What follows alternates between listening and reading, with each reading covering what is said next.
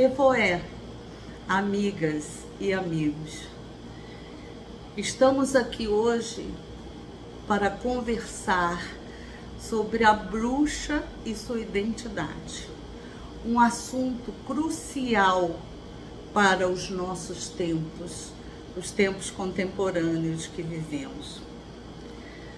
A figura da bruxa foi reconhecida como a figura de uma mulher livre, que não se submete ao patriarcado.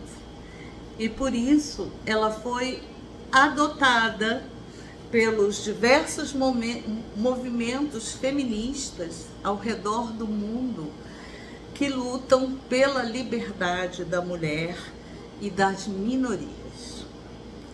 A bruxa ao redor do mundo tem se engajado nesses movimentos e lutado efetivamente para que hajam mudanças no mundo.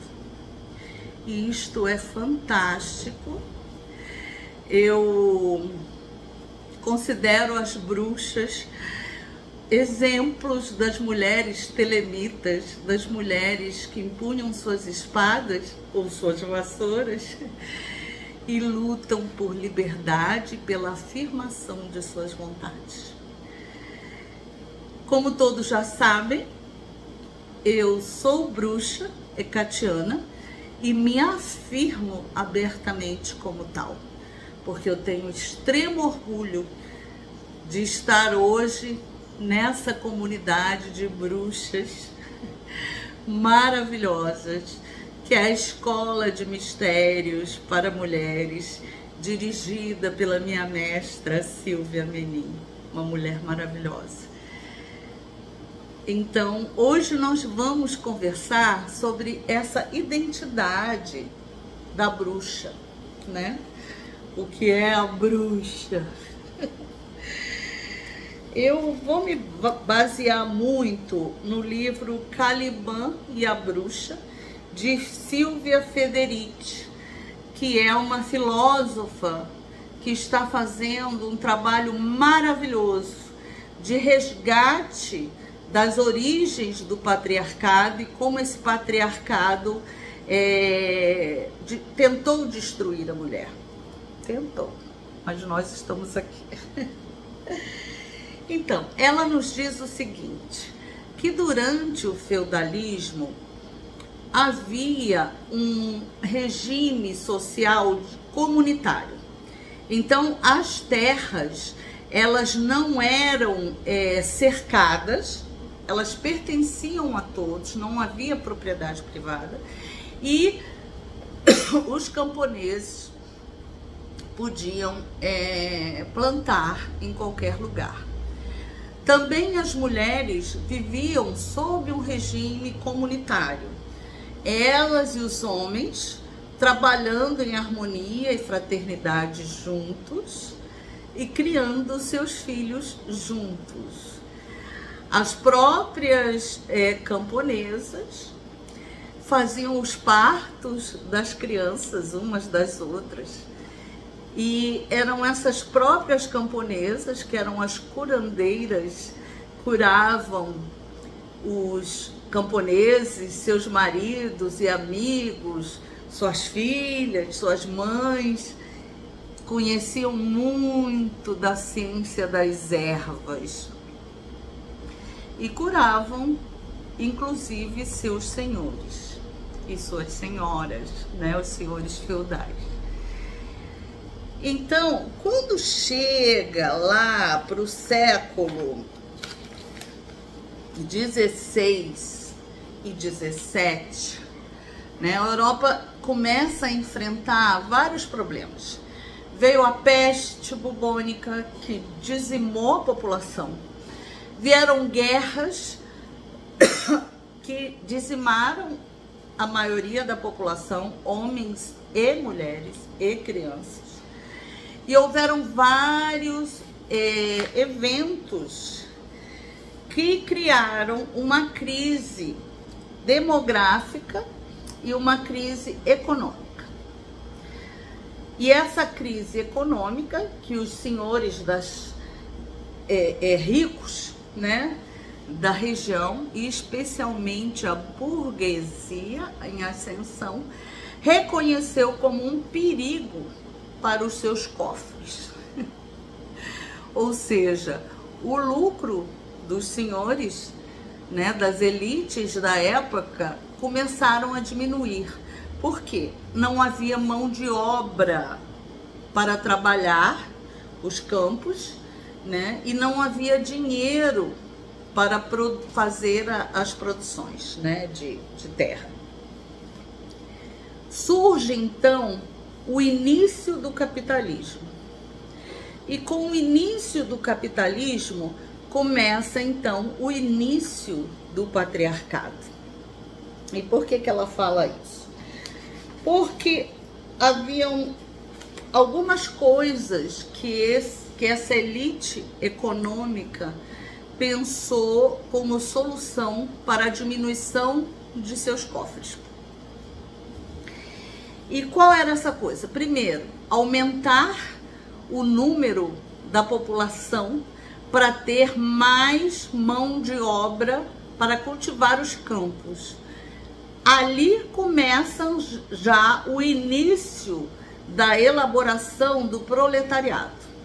O homem como meio produtivo para produzir riquezas para os maiorais. Então, era necessário que as mulheres produzissem filhos para aumentar a mão de obra proletária. E era necessário que as questões do cultivo da terra fossem privatizadas. Então, as terras começaram a ser cercadas, né, e nominadas como pertencentes a este ou aquele personagem da elite. Então, os camponeses, eles não tinham mais como cultivar as terras à vontade. Se eles queriam trabalhar com a terra, eles tinham que se submeter a um patrão, que no caso era dono, que se dizia senhor daquela terra.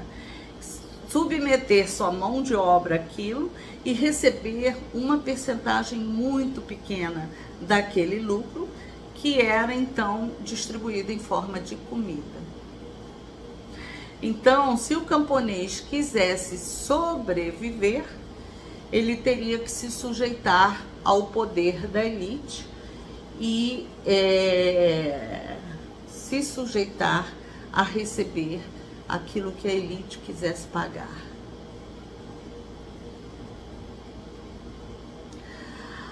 Alguma semelhança com os nossos dias? A situação de lá para cá só piorou. As mulheres foram as primeiras a se revoltar contra esse sistema capitalista. Elas perceberam desde o início os planos de dominação diabólicos, maquiavélicos que estavam por trás daquilo tudo. Então, elas começaram a estimular a revolta dos camponeses. E havia, então, várias lutas entre os camponeses e os senhores de terra. E as mulheres lutavam para que seus maridos tivessem liberdade e que as pessoas percebessem o que estava sendo planejado. Então, a partir daí, o capitalismo volta seus olhos fixamente para a mulher e a reconhece como um problema para os seus planos. A mulher era a oposição. E ela tinha tanto poder e tanta força em suas comunidades que os camponeses se revoltavam contra seus senhores a partir da voz de rebelião que elas incitavam. Então, o que o capitalismo faz, né? Começa a fazer. Ela começa a separar homem e mulher. E aí o capitalismo e o início do patriarcado, né, começa a colocar a mulher na função de reprodutora. Ou seja, a mulher é forçada a reproduzir, a parir filhos, para que o capitalismo tivesse a sua mão de obra para a produção de riqueza das suas elites. Para que isso fosse possível, era preciso reprimir o espírito rebelde das mulheres. Porque havia mulheres que não queriam parir filhos e elas tinham nas ervas meios contraceptivos, meios para aborto e para todo tipo de necessidade para poder fazer sexo sem reproduzir biologicamente. Haviam mulheres que não queriam casar, queriam continuar solteiras. E havia as velhas senhoras, as velhas mulheres, que eram aquelas que passavam a tradição oral das ervas para as suas filhas, as suas netas e assim por diante. Então, todas essas mulheres, mulheres que não queriam reproduzir, que não pariam filhos, mulheres solteiras que preferiam permanecer sós, curandeiras que conheciam o poder das ervas e as velhas que transmitiam esse conhecimento começaram a ser perseguidas. A mulher começou a ser confinada às suas casas, ao trabalho doméstico, que era um trabalho intenso de criar crianças, dar suporte a seus maridos, organizar suas casas, fazer a sua comida. Ela foi relegada a esse papel e esse trabalho da mulher não era remunerado, porque foi instituído que isso era obrigação da mulher, era uma função do feminino, função natural do feminino. Então, as mulheres não precisavam ser pagas por seu trabalho. Elas deveriam trabalhar gratuitamente e felizes por estarem dando suporte às suas famílias. Alguma semelhança com o nosso mundo atual?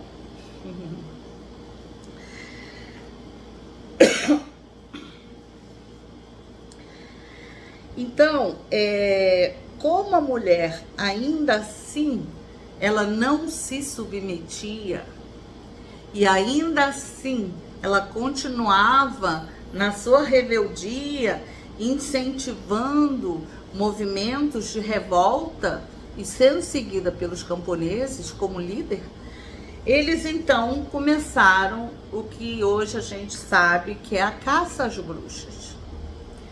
Qual era a função da caça às bruxas? A principal função da caça às bruxas era disciplinar as mulheres, acabar com a rebeldia das mulheres, porque os homens, o capitalismo conseguia dominar facilmente, mas as mulheres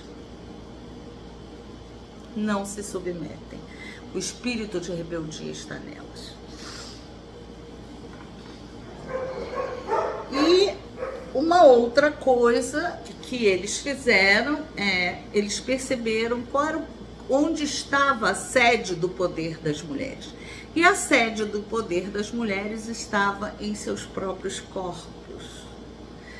Não só apenas no aspecto reprodutivo, mas no aspecto sexual livre que elas exerciam em suas vidas.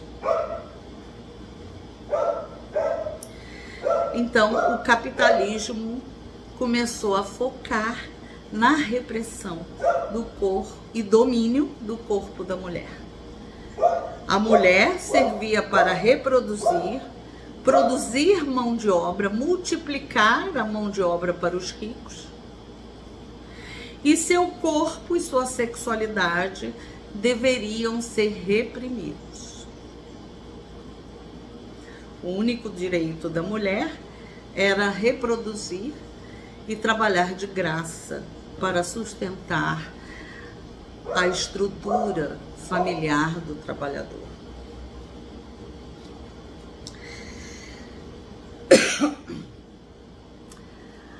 A Silvia Federici escreve assim: a bruxa era a encarnação de um mundo de sujeitos femininos que o capitalismo precisava destruir. Esses sujeitos eram a herege, a curandeira, a esposa desobediente, a mulher que ousa viver só, a mulher obeá, que envenena a comida do seu senhor e incitava camponeses e escravos a se rebelarem. Isso é um aspecto muito interessante das mulheres ancestrais, as nossas bruxas ancestrais que foram queimadas na Inquisição. É que elas, espertamente, conhecedoras de ervas, elas envenenavam seus senhores e suas senhoras. E elas faziam a comida, se submetiam a tudo que eles queriam, envenenavam sua comida e sua bebida.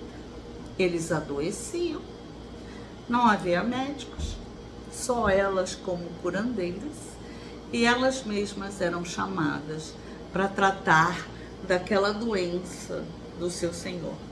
E evidentemente eles acabavam morrendo, coitados, em suas mãos. Não vejo nada de errado nisso. Nada. Acho perfeito. Então, essa é resumidamente uma síntese muito curta do início do capitalismo e do patriarcado, que andam, ó, juntinhos. Capitalismo, liberalismo, neoliberalismo e patriarcados se fundem. Eles são quase que uma coisa só. Então, até mesmo nos dias de hoje, né, a gente vê que eles tentam escravizar as minorias. Que minorias são essas? Negros, mulheres negras que sofrem muitíssimo, as mulheres, em termos gerais, e o trabalhador, que somos nós. Então, até hoje, eles estipulam, estruturam artimanhas, armadilhas para que a gente se afunde ainda mais em toda essa lama que eles criaram e precise cada vez mais deles. Mas como diz Judith Butler, uma outra filósofa, feminista, adepta da teoria queer, lutadora das minorias, da liberdade de gênero, como ela mesma diz, o mundo não voltará atrás. E o mundo irá mudar. Já está mudando. As mulheres já estão na luta. Do mesmo jeito que as nossas ancestrais lutaram lá, nós estamos aqui, bruxas, netas daquelas que eles não conseguiram queimar. Estamos na luta, estamos nos movimentos, estamos exigindo mudanças. Porque observem, é sempre a mulher que se move, é sempre ela que vai à revolução. É sempre ela que diz não. Os homens acompanham, mas eles são sempre mais acomodados, mais sentados no conforto. Nós somos espíritos rebeldes, inconformados. Nós não encontramos ainda nosso lugar nesse mundo construído pelo patriarcado. Então nós estamos lutando pelo nosso próprio espaço, igualzinho as nossas ancestrais lá atrás também lutavam para defender suas liberdades e seu próprio espaço. Agora, há reações do patriarcado que são muito violentas contra a mulher. O feminicídio é uma delas. A violência física contra a mulher, a violência física contra os filhos da mulher, que é uma coisa muito pouco falada no Brasil. Fala-se pouco na violência que as crianças sofrem dentro do patriarcado. E isso também precisa ser lembrado. E eu lembro todos os dias. Então, há certas reações do patriarcado que ainda remetem à caça às bruxas. Inclusive, os símbolos da Inquisição são utilizados para amedrontar as mulheres e especialmente amedrontar as bruxas. Uma delas, um dos eventos que ocorreu no Brasil foi quando Judith Butler esteve pela segunda vez no Brasil. Os radicais da direita achavam que ela ia falar de liberdade de gênero e ela estava divulgando um livro dela sobre judaísmo, nada a ver com essa questão. Mas eles não perderam a oportunidade. E enquanto Judith dava sua palestra no Sesc, do lado de fora, milhares de pessoas, homens e mulheres, pasmem, isso mesmo, mulheres, fizeram um boneco de bruxa com a foto da Judith Butler com um chapéu de bruxa e a queimaram essa imagem em praça pública, aos gritos contra a bruxaria. Menos bruxas, mais príncipes e princesas. Uma vergonha. Uma vergonha, uma ignorância, mentes obtusas, mentes que não aceitam mudanças, que acham que as mudanças vão destruir o seu espaço familiar, quando na verdade essas mudanças tendem mais a harmonizar e equilibrar, a unir, a criar mais amor dentro das famílias. Mas um amor livre, não é? E os radicais, qual é o grande problema deles? Eles não aceitam a liberdade de nenhum tipo. Eles só conhecem a hierarquia de poder linear, de cima para baixo.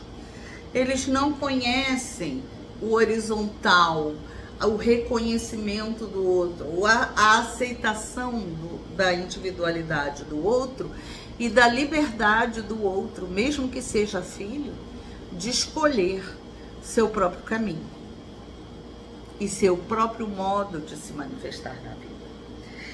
Então, quando a gente fala em bruxas, a gente está falando de tudo isso, que são assuntos extremamente atuais e de importância crucial para o desenvolvimento do mundo e para o surgimento de um novo éon, um éon de liberdade, um tempo de liberdade, um mundo em que cada um deverá afirmar a sua própria vontade. Então, a bruxaria, no meu entender, é um movimento extremamente telêmico. Extremamente. E sim, na mulher está todo o poder dado. Ela é o tesouro de poder e de vontade, de rebeldia, que pode, de fato mudar o mundo. E nós estamos na luta. Uma outra questão que aconteceu no Brasil foi aquela ministra, supostamente ministra da mulher, né? Que foi outra que liderou a caça às bruxas, proibindo livros infantis onde tivessem bruxas, tentando proibir qualquer tipo de manifestação de rebeldia da mulher. Mulher veste rosa, deve cozinhar, parir filhos e limpar a casa gratuitamente, porque é obrigação dela. Alguma semelhança com o início lá do capitalismo, com o início lá da caça às bruxas? Pois é, aconteceu recentemente e acontece todos os dias. Mulheres que seguem um modelo patriarcal matam mulheres livres e tentam destruí-las de qualquer maneira, porque elas defendem o patriarcado. Algumas pessoas pensam que essas mulheres estão doentes e têm piedade e compaixão delas. Eu não tenho piedade nem compaixão de nenhuma mulher que vergonhosamente segue o modelo patriarcal. Eu não acho que elas estejam doentes, coitadinhas, foram submetidas pelo patriarcado. Gente, muita informação no mundo. Abre o celular, é só ler. Alguma de nós, mulheres ou homens presentes aqui nesta exposição, não sabe do feminicídio? Não conhece a violência contra a mulher? Sério? Todas nós conhecemos. Essas mulheres estão conscientes dos malefícios do patriarcado e ainda assim elas insistem em defendê-los. Então, comigo não tem piedade nem compaixão.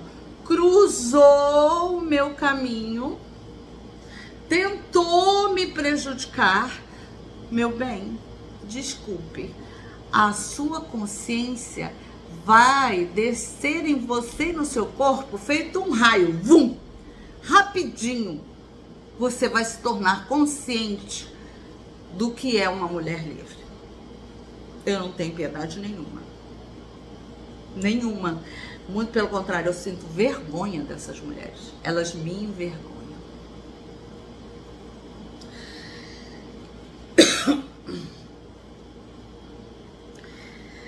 Bom, e também Judith Butler, na hora que embarcou de São Paulo para o Rio, foi agredida por uma mulher que empunhava um cartaz com a foto dela xingando, uma coisa horrível, empurrou-a, bateu nela com o cartaz.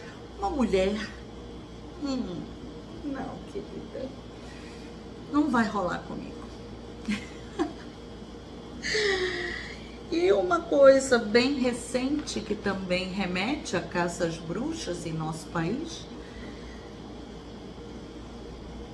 são as ameaças que as deputadas mineiras estão sofrendo em todo o país. Elas estão recebendo e-mails que as ameaçam de morte, de estupro, e-mails horríveis, caso elas não larguem suas posições de poder. Elas estão firmes, graças a Deus.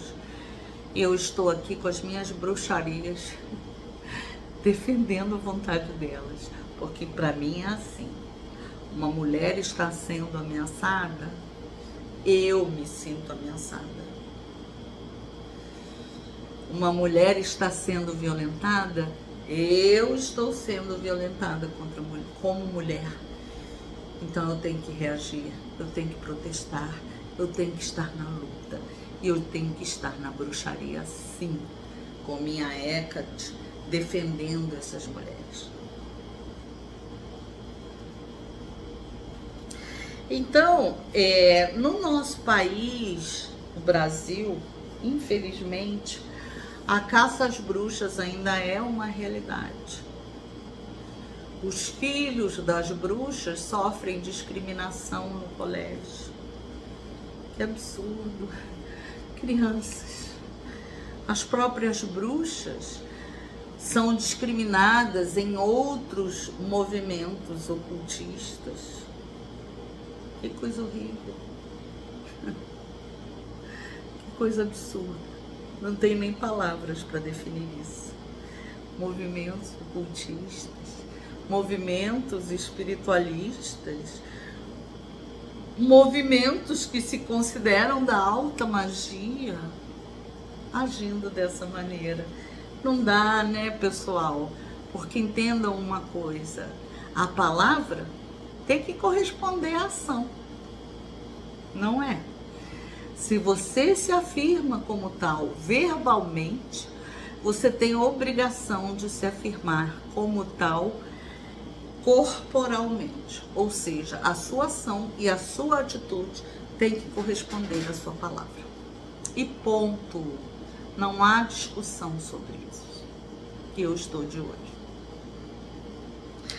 Vamos falar agora um pouco do arquétipo da bruxa, né? Que se aproxima muito do arquétipo da mulher selvagem, que já foi muito bem exposto por Clarissa Pinkola, analista junguiana, uma autora fantástica, feminista, maravilhosa, bruxa maravilhosa. Então, o que é a bruxa? A bruxa é uma mulher independente, autônoma, que não se submete. Uma mulher que sabe dizer não, que afirma o seu corpo e o seu feminino. A bruxa, ela está ligada à natureza, aos seus instintos, aos sinais da natureza em si, porque a natureza é a melhor amiga da bruxa. A terra é a melhor amiga da bruxa. A bruxa respeita e a natureza respeita. A energia de uma, ou seja, da bruxa e da natureza, se intercalam, formam interseções dentro do próprio corpo da bruxa. Porque a mulher, amigos, traz todos os ciclos da natureza dentro de si. Olha os ciclos lunares, como nos influenciam, assim como influenciam as marés, o crescimento da vegetação, da agricultura. E isso é a base do poder da mulher. E é por isso, por esse mistério da união da mulher com a natureza, que o homem teme o poder feminino. E sim, ele realmente deve temer. E sim, o patriarcado realmente deve temer o poder da mulher, pois nós somos fênix.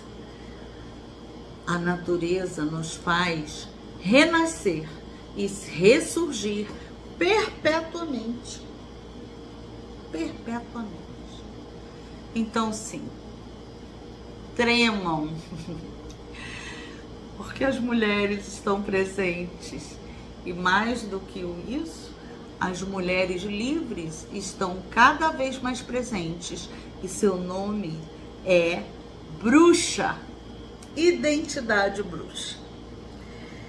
Então, a bruxa é uma mulher enérgica, espontânea e livre, que está em sintonia com seus instintos e que é capaz de se defender, nos diz Pinkola. Uma mulher em conexão com a natureza, aquela que o mundo civilizado está tentando tirar de nós. Mas a bruxa, ó, pega a natureza e vamos lá. O arquétipo da bruxa é o da mulher consciente de si mesma, consciente do poder que está em si mesma e que tem aptidão, sabe usar o seu poder. Mulher corajosa, que não teme ser quem é, não teme expressar o seu poder, não teme a luta, que é uma mulher guerreira que não se curva diante de nenhum poder patriarcal. É uma mulher que não teme falhar. A bruxa reconhece seus erros e trabalha em cima de seus erros. Ela não teme seus erros, não teme suas falhas. Se ela falha, se ela erra, ela aprende e ela então recomeça. Ela reconstrói. É a mulher criativa, a mulher que não se autossacrifica pelo outro, que pode sim e geralmente auxilia o outro, mas que reconhece que cada pessoa tem seu caminho e que ela pode sim auxiliar e deve auxiliar, mas não carregar no colo. Cada um tem seu par de pernas. A bruxa é aquela que estabelece limites. É aquela que sabe dizer não. Isso não.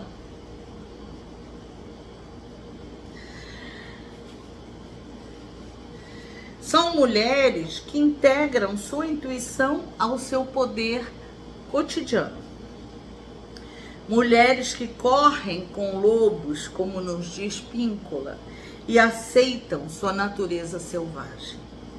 Mulheres em contato com seu próprio corpo e que entendem as próprias necessidades do corpo que habitam.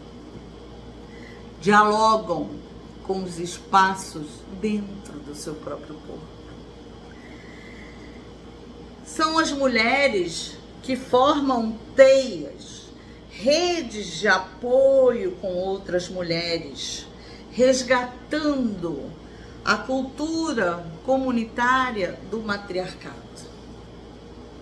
Toda bruxa forma a teia de auxílio a outras mulheres, ajudando a curá-las, ajudando a libertá-las.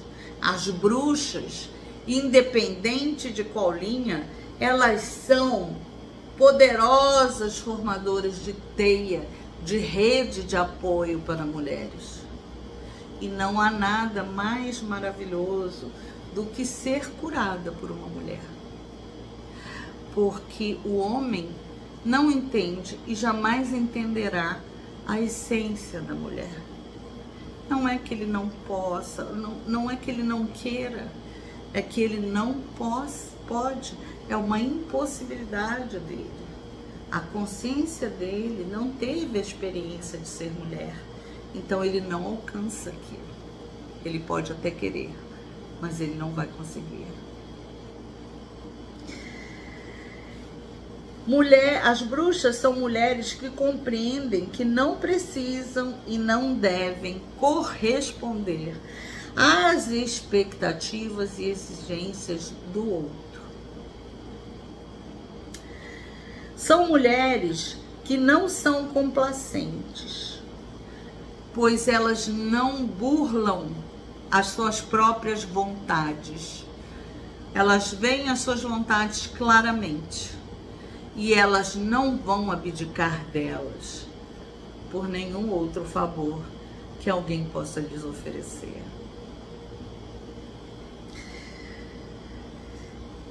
A bruxa é a mulher que não submissa.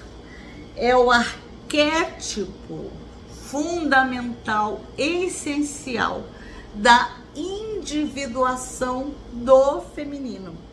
E o que é individuação, gente? Individuação é um termo criado por Jung, né? O pensamento dele gira em torno desse processo da individuação, que é o processo em que você alcança aquilo que você realmente é, a despeito de qualquer coisa, de qualquer cultura. Então ele diz que a individuação é assumir o si mesmo, o self, a divindade dentro de você. E o arquétipo da bruxa é o arquétipo fundamental para a individuação do feminino, o alcance do processo, o sucesso do processo de individuação do feminino. Porque a bruxa carrega todo o saber do feminino ancestral e do seu romance com a natureza. Então, só ela pode ajudar você a chegar lá. Agora, nós temos... a bruxa é uma figura de poder. E aí, nós entramos na nossa grande questão do feminino, que é a mulher tem medo de seu próprio poder. De assumir o seu próprio poder. E não é sem razão. Elas foram reprimidas, elas foram queimadas, elas foram submetidas, passaram por torturas horríveis, porque até chegar na fogueira, a fogueira, gente, era um alívio para essas mulheres. Porque até chegar na fogueira, por todo o processo, elas sofriam torturas tenebrosas. Tenebrosas. Quando eu for falar sobre a Inquisição, vocês vão entender melhor o que foi o sofrimento dessas nossas ancestrais. Então, a fogueira era o alívio.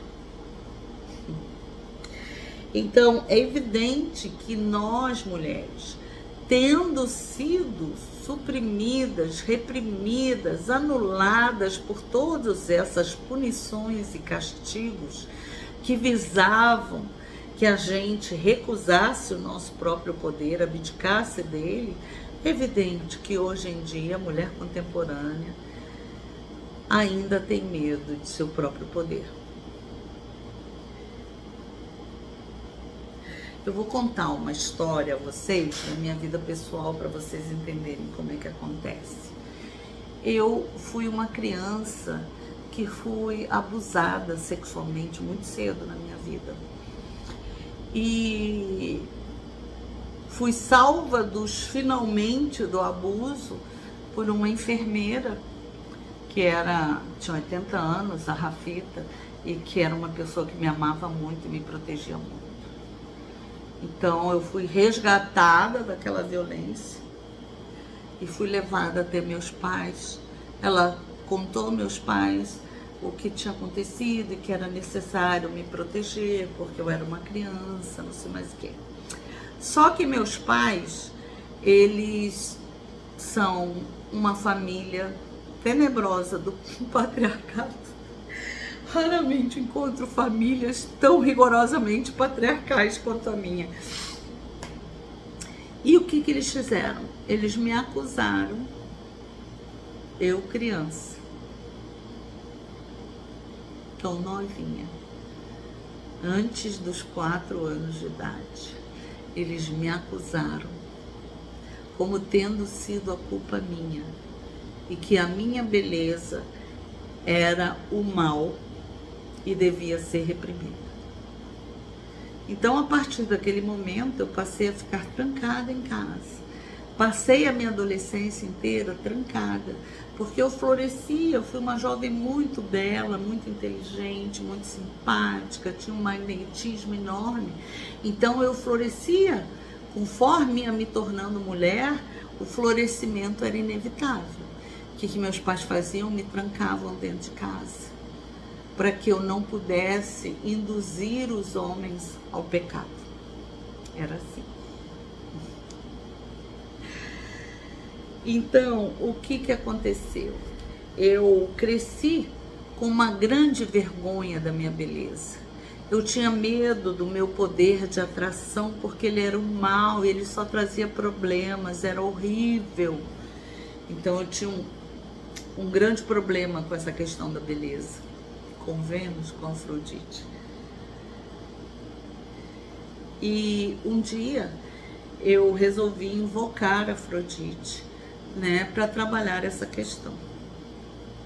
No dia seguinte que eu fiz o ritual, as minhas pernas amanheceram cobertas de feridas pustulentas, cheia de feridas pustulentas. Eu falei, gente, que isso? Só pode ser efeito do ritual. E aí eu não tomei remédio nenhum. Liguei para minha mãe e perguntei se alguma vez na infância eu tinha tido aquilo. E ela me disse que sim.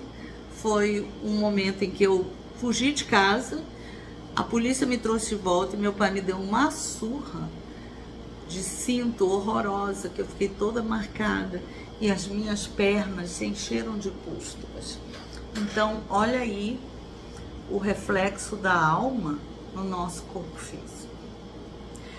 Então, eu só consegui resolver essa questão da beleza, me libertar desse medo, depois do rito de Afrodite. A pele é o órgão de Afrodite, né? E evidentemente que ela mostrou o que teria que me mostrar através da pele e me fez retornar então às memórias da infância. E só aí eu pude me libertar disso. Então, nós mulheres sofremos muitos traumas. Nossos pais nos incutiram traumas, a sociedade, a escola, nos reprimindo, educando nossos corpos. Olha, menina, não sobe em árvore, porque isso não é coisa de menina. Menina não joga futebol, menina brinca de boneca, né? Fecha as pernas, menina, né? Não é elegante sentar assim, e assim por diante. É muito não, é muito trauma nas nossas vidas. Então a gente aprende a ter medo de nós mesmas. E a gente precisa trabalhar isso. Para se libertar, para assumir seu poder, para aprender a defender-se. E essa libertação é feita em teias de mulheres, em redes de apoio de mulher. Quer ir lá buscar seu psicanalista homem? Ok. Mas pertença à rede de apoio de mulheres, porque há muitas mulheres no mundo como eu, como você, mulheres traumatizadas, que precisam da ajuda de suas irmãs para alcançarem a cura. E aí você me diz assim, ah, Marisol, mas você então não expressa isso com tristeza? Não. A minha história de vida é maravilhosa. Eu a reverencio. Porque vocês conhecem aquela frase de quando o discípulo está pronto, o mestre aparece? É a frase que eu uso para mim. Meu mestre é a vida. Tudo que eu passei, todos os fatos históricos da minha vida serviram para me tornar mais sábia, para entender mais a natureza humana, para me tornar forte. Eu aprendi com cada fenômeno que ocorreu na minha vida e eu sofri provavelmente a maioria dos fenômenos contra a mulher do patriarcado. Então, eu sei o que é o patriarcado, eu sei quem é patriarcal. E eu sei o que é o matriarcado e os benefícios que isso traz. Eu me tornei, como Jung dizia, uma curadora ferida. O Jung dizia que só aquele que era ferido pela vida poderia curar os outros. Então, o curador ferido é o grande arquétipo do analista junguiano. E eu me tornei uma curadora ferida. E eu possuo sempre, sim, o dom de curar. Curar o físico como médico, curar a alma como mulher espiritualista, como bruxa. É a minha especialidade. Então não, eu não lamento, eu não choro, eu reverencio todo o meu passado, toda a minha história de vida como sagrada. Porque eu aprendi através desses fenômenos. E eu acho que vocês precisam também aprender isso. Abandonar o papel de vítima. A auto-vitimização devora a gente, devora a nossa energia, não é bom. Não é bom. Bom, e aí a gente vai falar um pouquinho sobre alguns símbolos gerais da bruxa, né? Então, a bruxa, as pessoas acham que só usam preto. Isso não é uma realidade. A bruxa pode usar violeta, pode usar vermelho, inúmeras cores, dependendo do trabalho ao qual ela está se propondo, né? Então, a bruxaria, ela trabalha com a energia também das cores, além da energia das ervas e outras coisas. Mas, digamos, como é reconhecido universalmente, o preto é a cor da bruxa. E o preto não é uma cor. O preto é ausência de luz. A propriedade física dele é atrair a luz. Então, o preto absorve a luz como energia para trabalhar. Portinari dizia que o preto na luz é mais claro que o branco na sombra, elogiando o preto.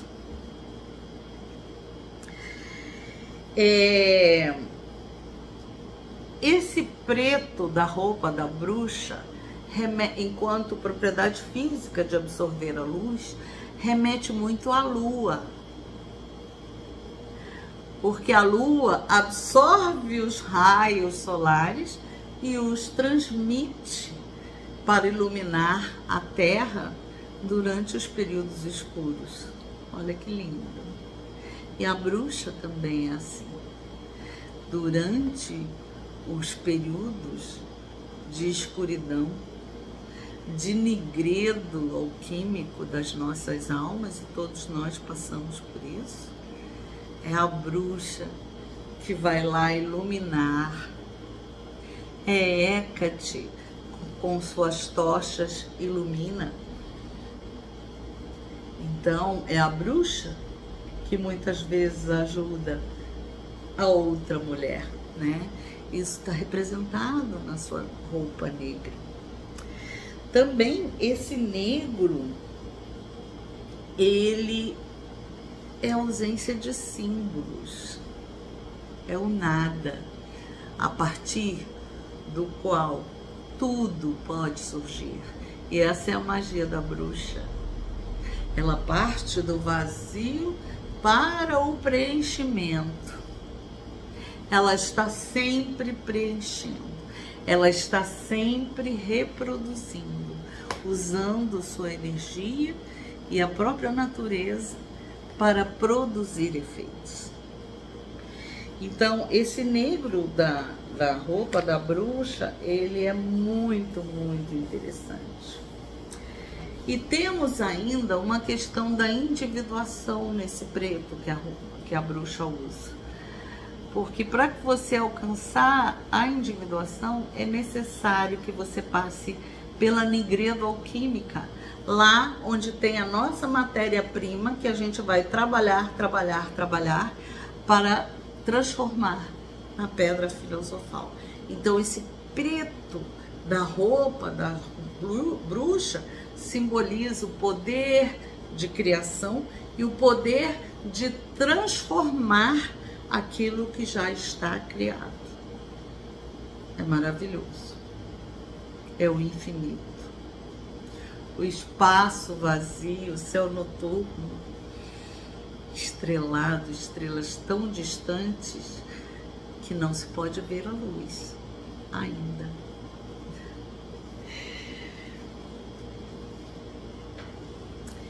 E o chapéu da bruxa, né? Aquele cone, né? Com aquela base circular. Bom, é um cone. Como um cone, ele serve para atrair as energias celestiais. E como um cone, ele serve para afunilar as energias corporais, a energia da natureza, da magia da bruxa, para projetar no celestial, ou no astral, ou numa caixa. E ele está assentado numa base circular. O círculo, na geometria sagrada, ele representa o indivíduo. Então, vocês vejam só aí mais uma vez o processo de individuação sendo representado pela bruxa. Num espaço fechado, individual, que ele é o círculo, ela recolhe todas as suas energias e as projeta no astral. É muito poder. Muitos chapéus, eles trazem uma fita com uma fivela, né? Que remete à prata, ao ferro, ao bronze. E aí nós vemos uma correspondência com o látigo, que é mantido, ou deveria ser mantido, no altar do mago. Que representa o quê? A disciplina. Então, aquilo que essa bruxa está recolhendo em termos de energia, não é sem forma, ela não está jogando à toa. Ela está unindo as coisas, afunilando, concentrando, dando densidade e projetando o quê? A sua vontade.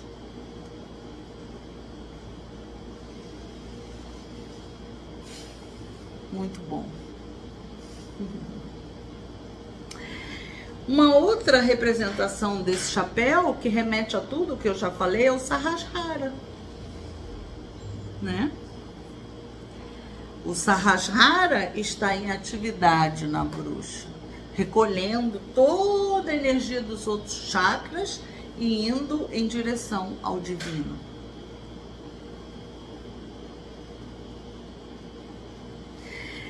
E uma coisa fantástica, ampliando todos esses conceitos, né? A minha formação é de magia sexual, por 30 anos liderei e estudei e tive práticas de magia sexual. Então, meu olhar está muito bem treinado para detectar os símbolos da magia sexual e a energia da magia sexual. Então, quando eu parei para estudar essa simbologia da bruxa, eu percebi uma simbologia sexual objetiva e concreta no seu chapéu, que é fálico, na sua vassoura, que é fálica.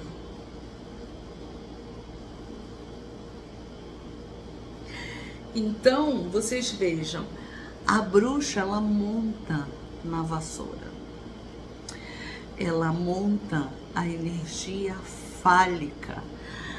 As palhas da vassoura são consideradas a parte feminina, sexual feminina. O cabo, a parte fálica. Então, vejam só, que coisa interessante. Primeiro, ela monta no falos.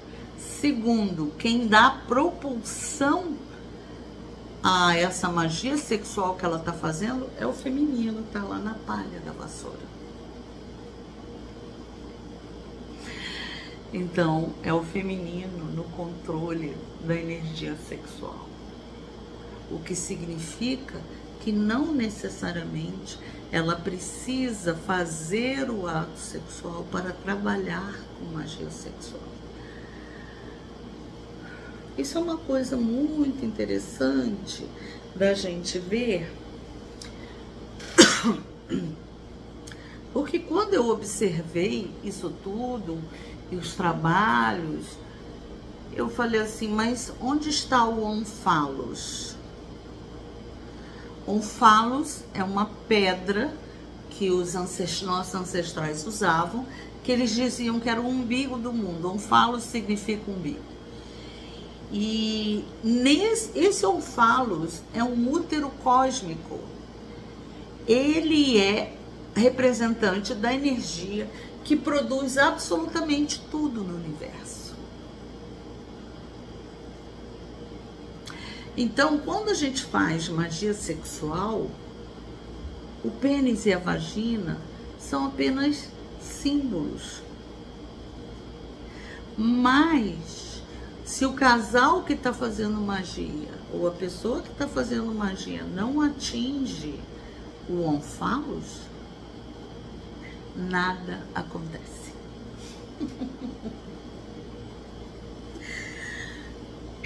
E aí, quando eu olhei toda essa simbologia sexual na bruxaria e fui lembrar dos ritos antigos, das mulheres nuas dançando em volta da fogueira, né?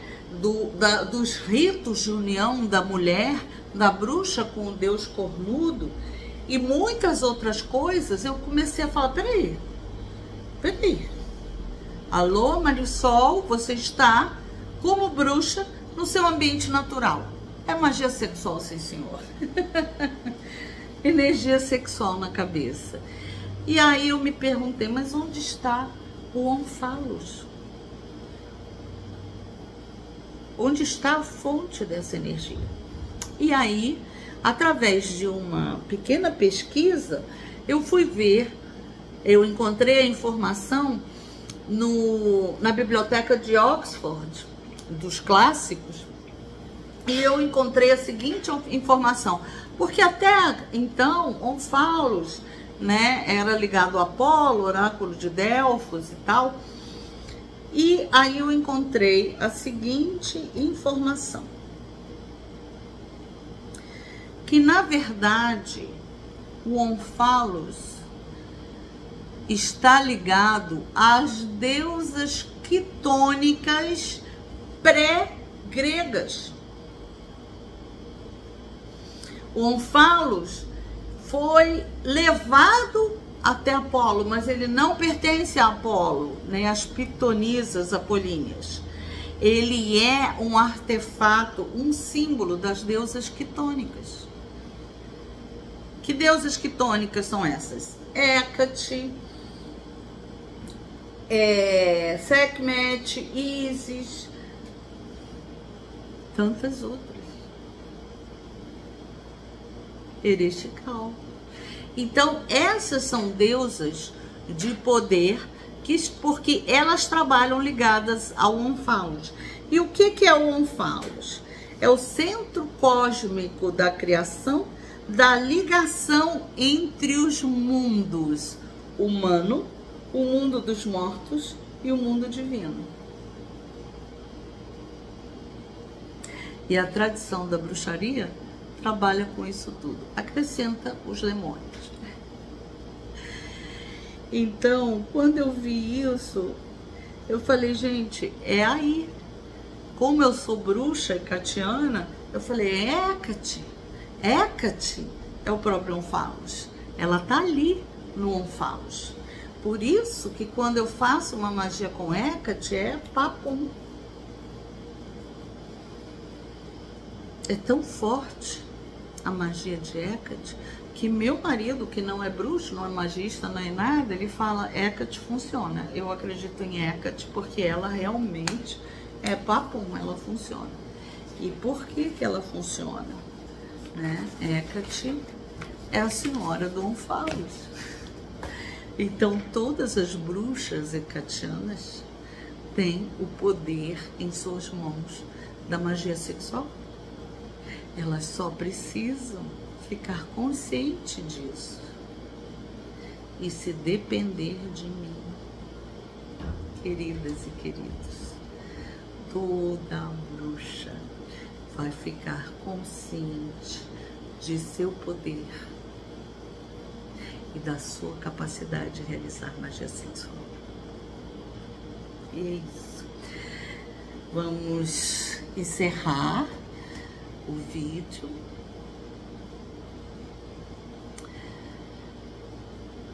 Eu queria dizer a vocês o seguinte: essa rede de apoio da qual eu estou falando é essencial para todas as mulheres.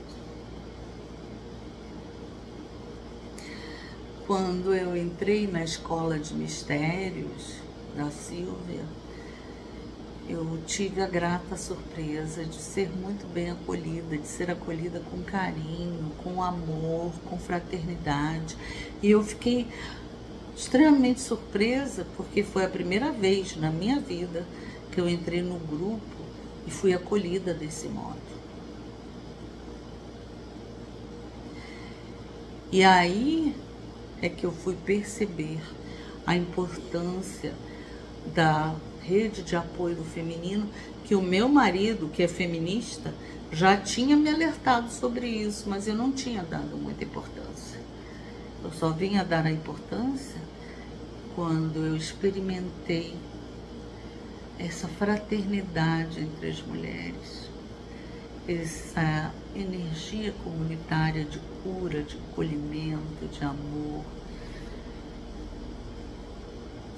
Eu estou muito agradecida, Silvia, Mimi, as minhas amigas bruxas da Escola de Mistérios de Mulheres. Muito obrigada por me acolherem. Minha alma precisa muito de vocês. Amo muito todas vocês. Tá bom, queridos? Evoé. Agora a floresta me chama, eu estou indo em direção a ela, atendendo seu chamado. Desejo a vocês momentos de conscientização, que meu vídeo possa ajudar nisso. Desejo a todas as mulheres um despertar maravilhoso para as suas próprias forças e poderes. Bom, Evoé, queridas, até o próximo vídeo.